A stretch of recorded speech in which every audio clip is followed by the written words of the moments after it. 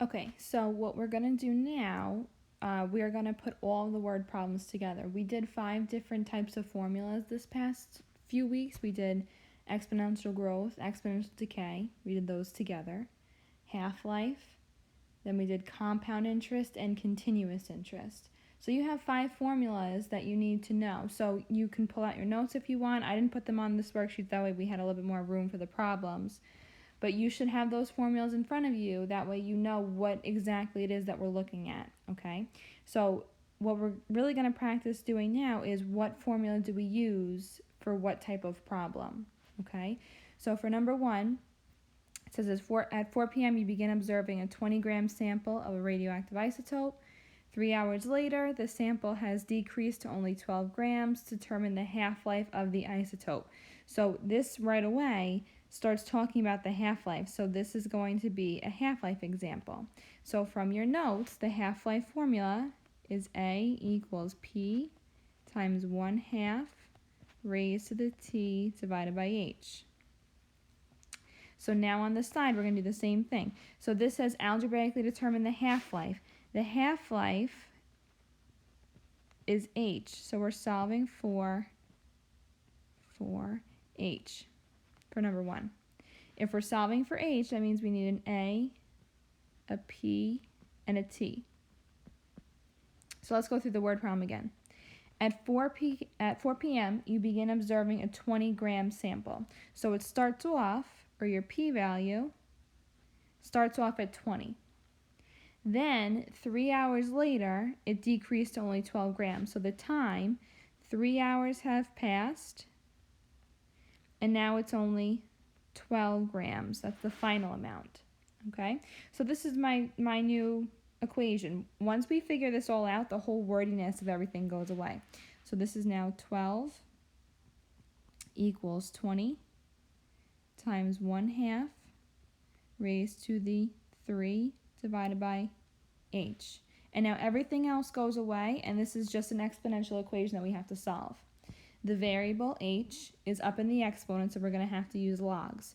To use logs, first we divide both sides by 20. 12 divided by 20 gives me 0.6 equals, if you want to get rid of the fraction of 1/2 and put 0.5, maybe that you'll like that more, raised to the 3 divided by H. After you divide, you take the log of both sides, so log of 0.6 equals, the whole point taking the log is that the exponent, 3 divided by H, can come out front. Log of 0.5. Divide both sides by the log of 0.5 to get rid of it over here.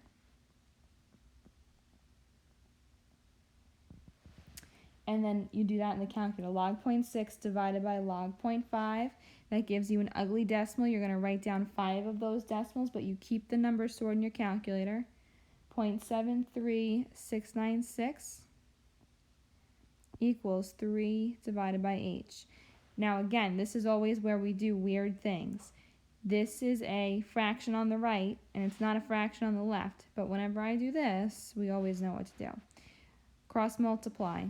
So I have 0.73696H equals 3 times 1 is 3.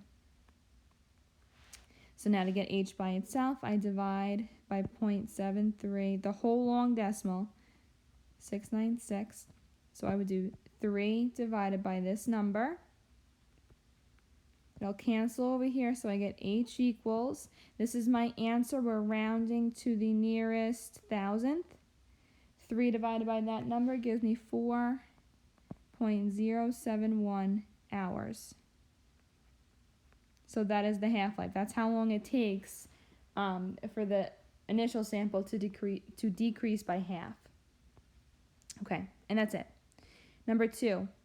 So again, we're going to read the question, see what formula we need to use, plug it in. That way we get rid of the whole word problem. The human population in Alaska has grown exponentially at a rate of 5% per year since 1980. You don't even have to keep reading. Has grown exponentially. This is an example of exponential growth. The exponential growth formula is A equals P times 1 plus R. If it were decay, it would be 1 minus R raised to the power of t. The question, let's keep reading. If the human population in Alaska was 400,000 in 1980, algebraically determine the Alaskan human population in 2005. So we're figuring out the final or the future amount. That's your A value. So in this example, we're solving for A, which means if you look at the formula, you have to plug something in for P, something in for R, and something in for T. Okay, so if we go back to the beginning. Human population grown exponentially at a rate of 5% per year. You have to move the decimal over twice. So 5% really is 0.05 for R. Since 1980. If the human population in Alaska was 400,000 in 1980, so it started at 400,000. We want the population in the year 2005. 2005 is not your time, right? You're starting in 1980, you're ending in 2005. 25 years have passed, so the time is 25. Okay, so when you plug all this in, we have A equals 400,000, 1 plus 0.05 raised to the 25th. Okay, this is not an exponential equation because the variable is not up in the exponent. So all you have to do to solve this is plug that right side into the calculator. We're rounding to the nearest whole. After you plug that in, you should get 1,354,542 if you round correctly. And that's in people. Right, it wanted it round to the nearest whole. I think it was 41.9 or something, which rounds up, obviously. Okay, number 3. Deborah invested $42.50 into an account at her local bank, which pays 2.25% interest compounded quarterly. So now this is talking about interest. There's compound interest and there's continuous interest. From our notes from last week, or from Monday actually, if the question says continuously, then you use the continuous formula, that APERT formula. However, there's no word continuously in here. So you are going to use the compound interest formula. That formula is A equals P times 1 plus R divided by N raised to the NT power. So the question says, algebraically determine how long, that's going to be your T, how much time it takes.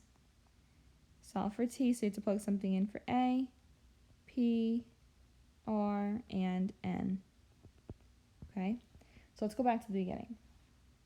She invested $42.50, so she started off with $4,250 into her account, which pays 2.25% interest.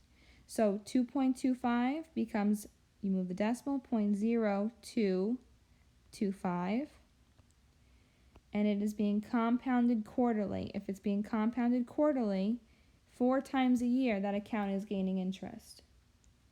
Determine how long it takes to accumulate $9,500. So we want the amount to turn into $9,500. Okay, so this is my new equation. $9,500 equals 4,250 times 1 plus 0.0225 divided by 4 raised to the 4t. The variable is up in an exponent, so you're going to have to use logs for this. Divide both sides by 4250.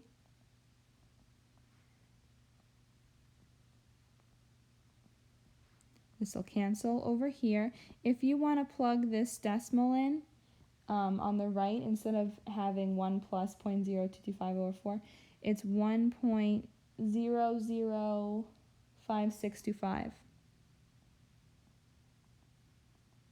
I know sometimes we prefer decimals over fractions, so that's totally fine. On the left side, when you do 9,500 divided by 4,250, you get a long repeating decimal. You have to write the first 5, 2.23529. The reason why, I don't know if some of you noticed, but on the right side I have 6 decimals. It was exactly that number, so I figured that we might as well just write it down. Take the log of both sides. So log 2.23529 equals, the 4t comes out front, log 1.005625, divide by the log of 1.005625.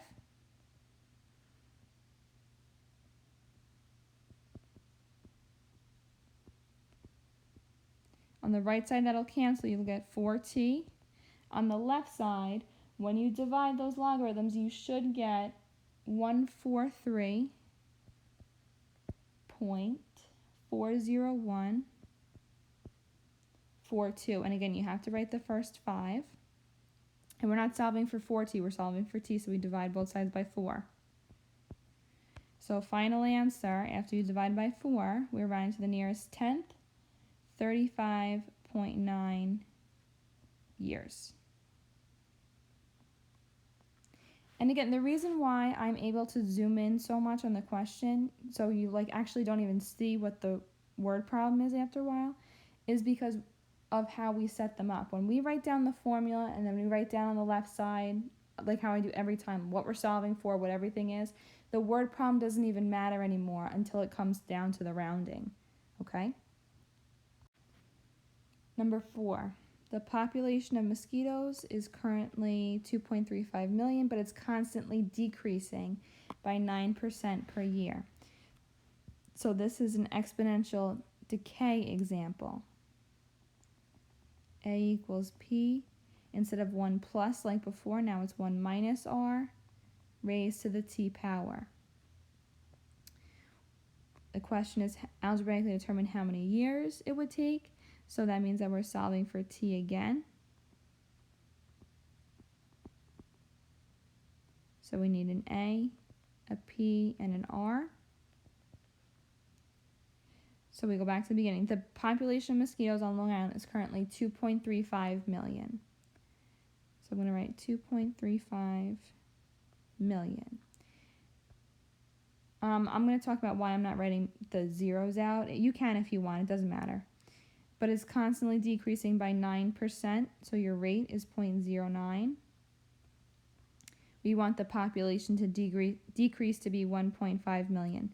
So because it's 2.35 million and 1.5 million, it's almost like the millions cancel each other out. If you wanted to add those zeros in, you totally can. I'm just trying to save a little bit of space here, but if you prefer writing the zeros out, totally fine by me. So our equation is 1.5 equals 2.35. 1 minus 0.09 raised to the t power. Now again, the variable is up in the exponent, so we have to use logs again for this. Divide both sides by 2.35.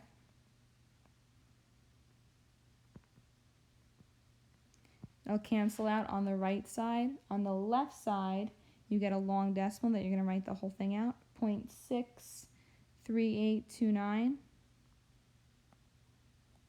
equals, on the right side, if you wanted to do 1 minus 0.09, you can. You get 0.91 raised to the power of t. Log both sides. 0.63829 equals t log 0.91. Divide by the log of 0.91.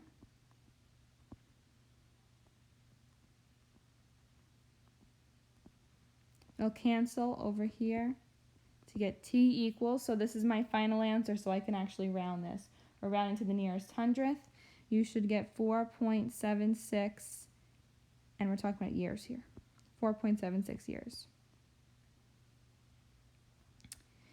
And last question down here. Martha invests $10,000 into a retirement account with a fixed interest rate of 3.2% compounded continuously. This is that word. Whenever you see the word continuously, you go right to that APERT formula.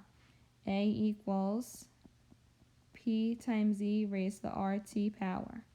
We want to know how much money would be in her account after 30 years, which means we're solving for a future amount, which is your A variable, which means you need a P, an R, and a T. She started out by investing $10,000. The interest rate is 3.2%, so that's going to be 0.032. And we want to know how much is in her account after 30 years. So we plug all of this in. The good news for the last one is that you are not solving for R or T, meaning that you're not solving for an exponent. So you do not need to use logs. You just plug the entire right side into the calculator. We're rounding to the nearest cent. 2 decimals for money.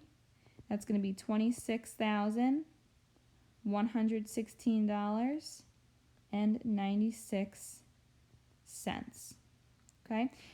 The reason why I spend so much time going over this stuff, I know it seems like we've been doing these formulas for like weeks now. This is a huge topic in Algebra 2. So you really need to make sure that you understand this if that's what you're going to be taking next year. They do it a lot quicker, okay? The setup is exactly the same, how I do it at least, is exactly the same, but we do move a little bit quicker pace with it. So if you have any questions, you need to let me know now, okay? Have a great day, guys.